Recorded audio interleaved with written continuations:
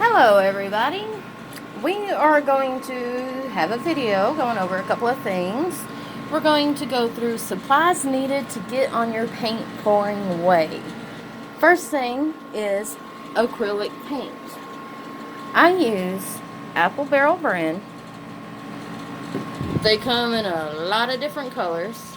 And I also use Folk Art. They got metallic, and then they got plain matte finish, which I prefer the matte finish because the spray varnish that I use, let me grab that, will help bring out a glossy. This is Krylon Kumar finish. It's non-yellowing. It makes it look like it's wet. Let's see. A couple of those have already been varnished. Those haven't, and you can kind of see these are still shiny, even the ones that's not metallic. But those are kind of more flat. But some people like that look better than the others. Okay. Another reason I like Apple Barrel paints is these little 2 fluid ounce bottles are only 50 cents each. And then you get up to the 8 ounce and it's $2.50. So I mean, those are great prices. Some people might say that the white Apple Barrel cracks. Don't use it. So let's see. There is no cracking on that one. I used white on this one. I don't see any cracking in this one. I really think it depends. Please excuse the mess. I really think it depends on the ratio you use. Like if people's using more paint than glue or more glue than paint. I do plan on doing an experiment with the Apple Barrel white soon, so I can try to figure out why people are experiencing cracking, because I haven't.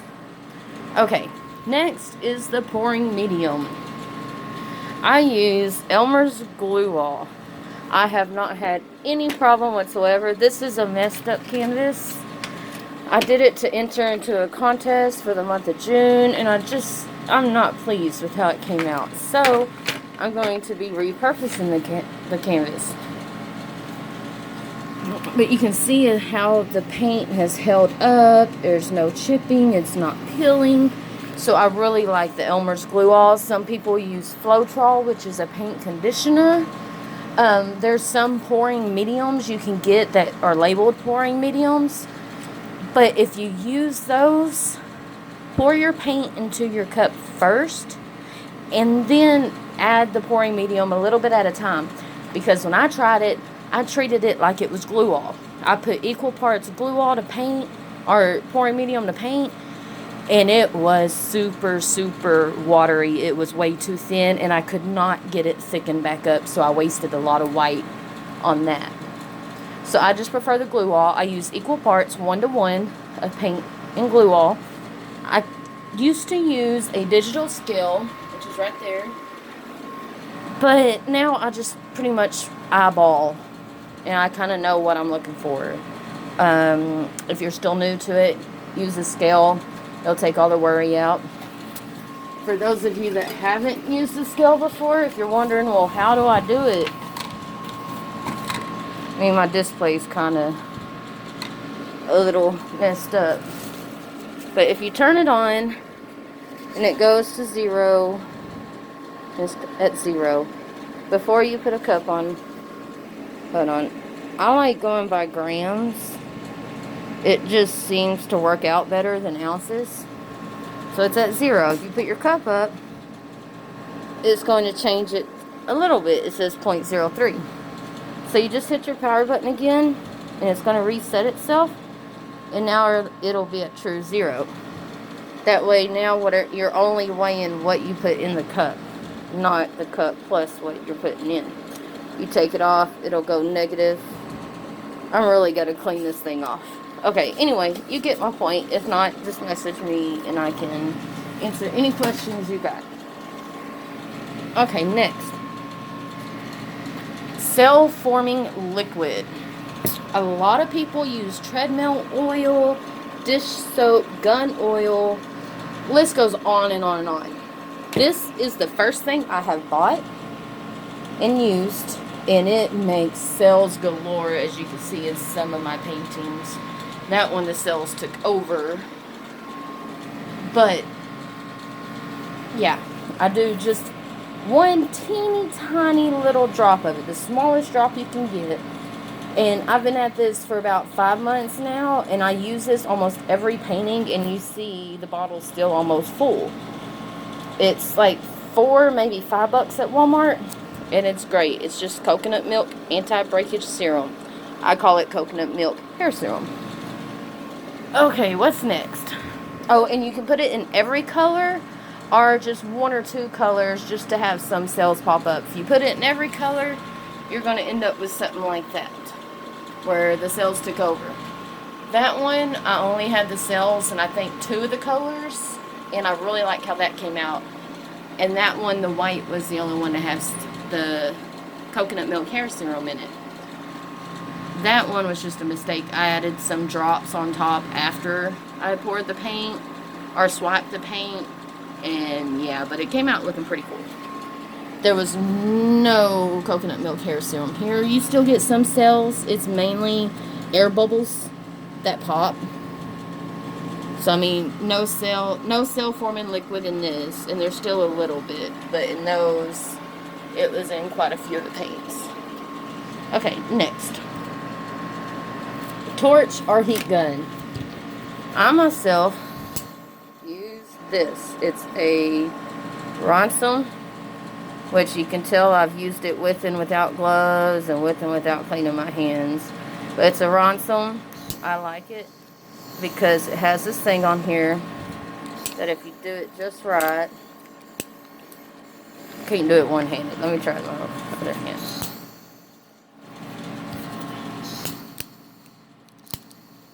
I think I've used it too much and it just don't. Oh, there we go. You can push this button in. No, keep it going so it makes it easier to do it. And you don't want it super close. I'm going to turn it off so I don't burn this. But when you're doing it, you don't want to go. You want to bring it up some to where your flame is just barely touching it. And you want to keep moving. You do not want to stay in one spot very long at all with the torch. You will burn your paint, which of course I've done a couple of times. And if you're using a puppy pad or a bed pad for your drippings instead of a metal foil pan, it will catch on fire. I figured that one out the other day too. Okay, moving on. Oh, people has used air heat guns. I just happen to have this torch on hand and it's working out, so I'm not trying anything. People use the heat gun so there's no flame to go with it. It's completely up to you on what you use. Water. As for water, we have a lot of these laying around. We don't really like the taste of them, so I'm just using purified drinking water. Some people say not to use tap water. Something about if there's certain chemicals or something in your tap water, it could hinder the painting, but I have done some with just regular tap water from a cup, and I have not seen any difference. But I do just stick with the purified water because we have a bunch of it. I haven't run out yet, and I mean, this one bottle I've been using for about a month now. And all you want to do is slowly add it to your paint, a little bit at a time. If your paint is too thick, there will be a video on that shortly later. Okay, cups. Any type of cup will work. I use small 6-ounce clear plastic cups. Those are ones I love. Found them at Dollar General. I think it was 50 something of them for just $2 or $2.50, which is great. I found these little foam cups at Walmart. It was, I think, $1 or something for 51 of them. They're good. I like them. The bad part is when you're trying to load your glue in there and then you're trying to eyeball your paint, you're kind of having to go, I can't really see. My hack for this, and I can't show you because I'm on my phone, you turn the flashlight on your phone and you kind of set it up against the back side of your cup. And when you're pouring your stuff in, the light will be able to show you the level. So that makes it a little bit easier. I'm all about budget and hacks. So, yeah. Drop cloths, cheap tablecloths, something to cover your work area with. I have been using these drop cloths but as you can see, they're kind of run their course. So my table has a freshly bought black plastic tablecloth from Dollar Tree, which was just $1. It covers my table perfectly. It's awesome. Anything will work to cover your, I mean, even if you just want to use newspaper to cover your area, that'll be fine. As long as you got something to cover with. We'll get on that in a minute. Drying area. You want somewhere to dry your paintings where they won't be disturbed. Sometimes, if I'm only doing one painting, I'll just leave them right here, and they'll be fine. And excuse this mess, my boyfriend's been doing some painting over here. That was one of my drying spots, but now it's turned into the oil paint side. This is an old sewing machine that I have got an aluminum foil pan on and little egg crates, and I lay things on top of them to dry. And that seems to work perfectly. I might even utilize some of my dresser desktop thing, I don't know what you call it, to dry some, but I'm kind of getting overloaded on paintings now, so I got to start improvising soon. Anyway, popsicle sticks for stirring. Where'd my bucket go?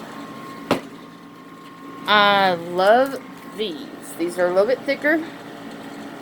These seem better to hold on to. I have had these, which are way smaller, but I have carpal tunnel, so having to pinch these and stir is killer on my carpal tunnel. The bigger ones, not so much. Gloves, you can't go wrong with gloves. I mean, unless you don't mind getting your hands messy. I will have gloves on and do a painting, and then decide I want to do another painting, but I've already taken my gloves off, so I say screw it, and I just do the painting and end up with paint all over my hands. Oh well. It comes with being an artist. Alright, stuff to paint. Oh man, the choices are endless. You can use canvases, bowls, flower pots, records, pretty much any stationary object. I mean, I've painted one of them type of pots before. You could paint a window pane, canvas. I have used canvas sheets that are thin, but I don't like them as much because they tend to warp on you because of the moisture in this type of painting. I have used the glass from picture frames. I got one drying over here. I just varnished. This is a piece of glass from a picture frame. And then I just put it back in its frame and voila. It's pretty cool. I also have a record I have painted. My mama went through her collection and got me a pretty good sized stack of records to paint for. This is going to be a subject eventually. I'm still thinking on that one, but I will be painting the top of this. Like I said, I mean, it's endless. I've painted this before. Let's see if I can get this drop cloth off to where you can see.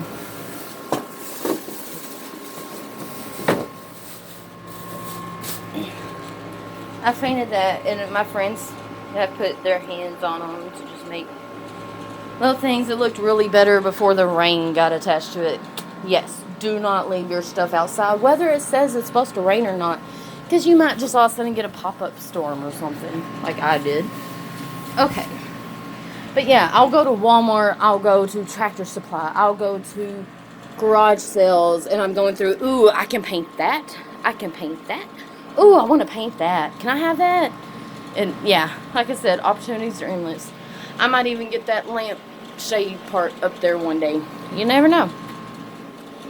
Have fun with it. That's all I gotta say is just have fun. Okay.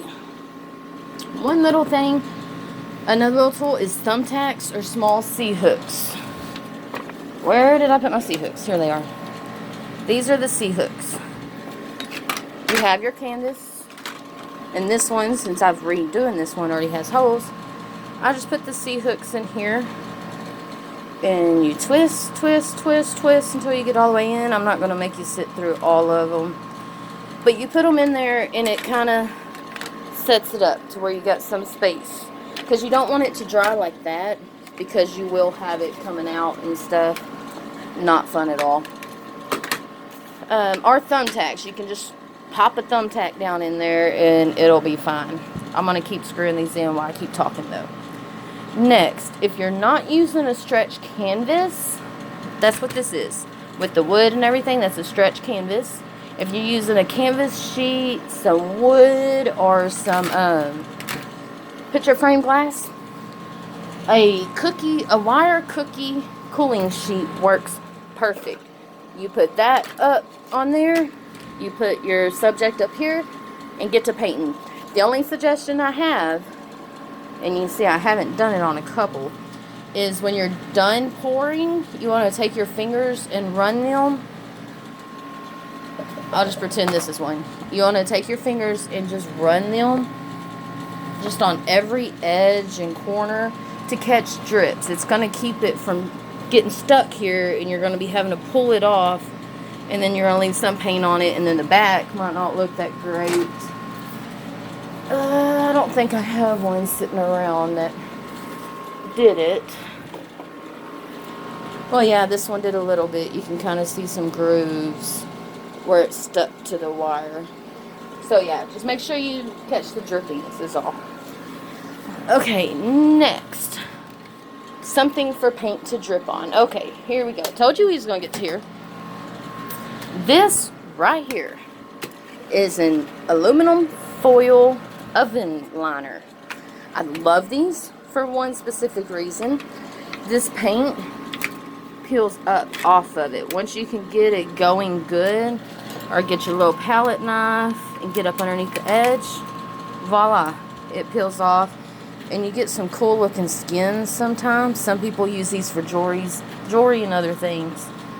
This is what I just got through taking off of it. Lots of drippings on that one. And say you've got a lot of this little stuff and you don't want to sit here and just to get it off.